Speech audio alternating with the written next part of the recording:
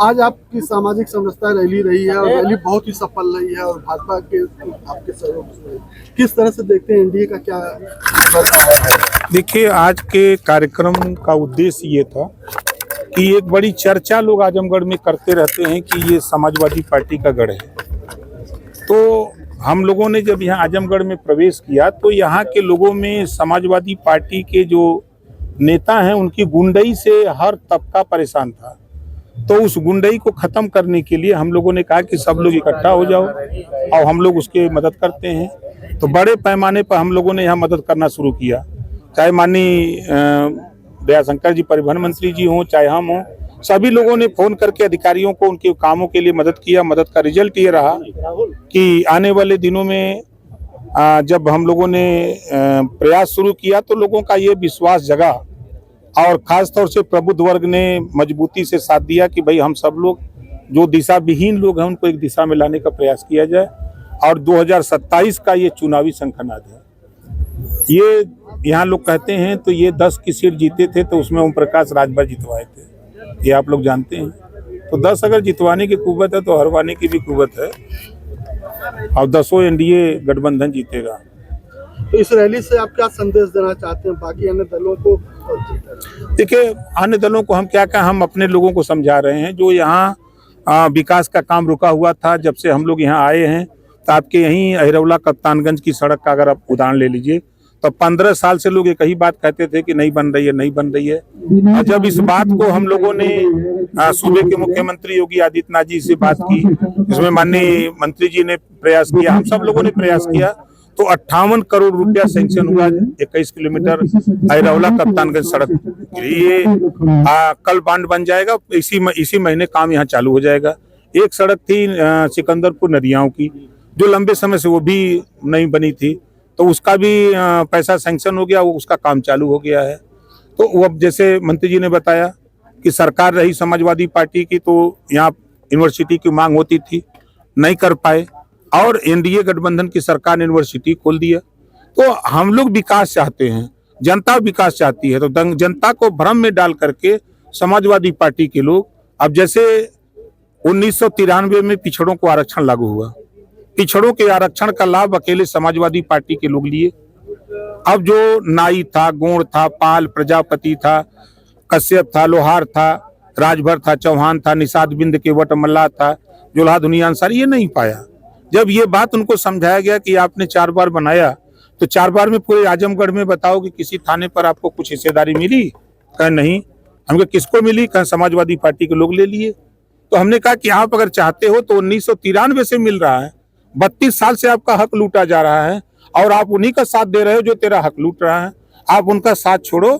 देश के प्रधानमंत्री माननीय नरेंद्र मोदी जी ने रोहिणी आयोग का गठन कर दिया है, राष्ट्रीय स्तर पे उसको लागू होने रिपोर्ट भी आ गई है।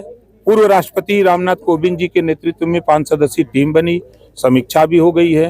वो 7, 9, 11 7% पिछड़ा, 9% अति पिछड़ा, 11% सर्वाधिक पिछड़ा, ये बांट करके देने के लिए तैयारी हो रही है।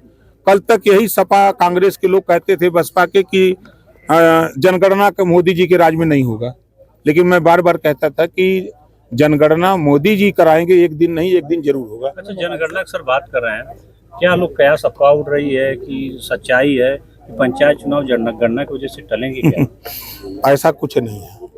देखिए, SIR का काम चल रहा है, सारे कर्मचारी अधिकारी उसमें लगे हैं, अभी भी चल रहा है। बोर्ड की परीक्षा चल रही है, उसी के साथ साथ आगे जनगणना आ रही है। तो लोगों का है कि इतने कर्मचारी वहाँ बिजी रहेंगे तो कैसे होगा। मतपत्र छप गए हैं, सभी जिले में पहुँचा दिए गए हैं। 15 अप्रैल को मतदाता सूची का प्रकाशन होने जा रहा है। समय पे चुनाव कराने के लिए सरकार कटिबद्ध है। एक बाबा थे प्रयागराज में बैठे थे, आपने कहा बाल्टी से नहा लेते थे धीरे से पानी मंगा के, बाबा के ऊपर FIR का आदेश हुआ, क्या करेंगे? देखिए, जो कोई भी कानून अपने हाथ में लेगा तो निश्चित है कि कानून अपना काम करेगा। समाजवादी वाली कह रहे हैं कि तो राजनीति का शिकार बाबा को बनाया गया। 1990 में समाजवादी पार्टी की सरकार थी तो उनके साथ क्या किया था? घी पिलाया था कि रसमलाई?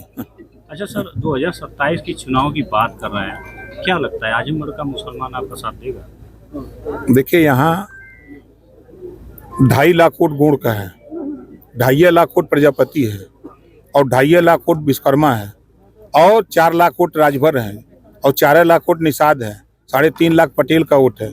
ये सब समाजवादी पार्टी का वोट मानते हैं।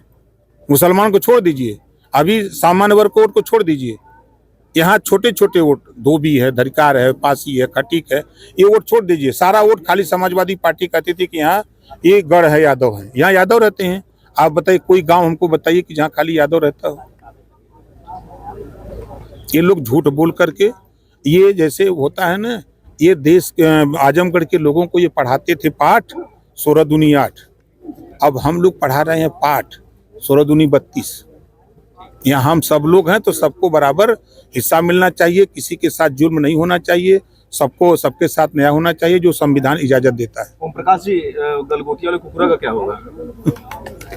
कौन? गलगोटिया वाला कुकुरा चाइना में कहा था कि हमारा ये रोबोट है, गलगोटिया यूनिवर्सिटी। गंगोटिया यूनिवर्सिटी ने दावा किया था कि यह रोबोट हमारा है, जो डॉग रोबोट था, लेकिन वहीं चाइना ने ट्वीट कर दिया कि नहीं, ये रोबोट हमारे यहाँ से खरीदा गया था। अब उसके विषय में भैया हमको कुछ नहीं पता है सर। अच्छा, भारतीय जनता पार्टी का कार्यक्रम था, यही मनाया जा रहा था बगल में ही। वहाँ मंच पे खड़े होकर एक नेता ने आपकी तरफ इशारा करते हुए एक सीआर की कहानी सुनाई, सीआर से तुलना की, क्या कहेंगे? आप भी यही कहानी सुनाते हैं? नहीं, देखिए हम आपको बता दें, वहाँ भारतीय जनता पार्टी कार्यक्रम था और यहाँ सुहेल देव भारतीय समाज पार्टी कार्यक्रम था। ये दोनों कार्यक्रम इस नाते हो रहे हैं ना कि कहावत है कि 2 पाटन के बीच में साबित बचा न कोई, पिस जाएगी समाजवादी पार्टी। वो भी एनडीए के लिए काम कर रहे हैं, हम भी एनडीए काम कर रहे हैं, दोनों लोग मिलकर एनडीए काम कर रहे हैं ना। उसी घटक का नेता सीआर की क्यों कहानी? अरे भाई, यहाँ 5 गो हाथ में 5 गो अंगुरी हो ना, छोट बड़ कुल हो ना, 1 गो बड़ी है ना, 4 गो से छोट होते छोट, लेकिन ये 5 का काम जब मुट्ठी बांधा तो दांत तोड़ देला। अखिलेश जी यहाँ अपना घर बनवाए हैं, विधानसभा चुनाव कितना? हम तो यही डेरा डाले। ठीक सर। बहुत लंबा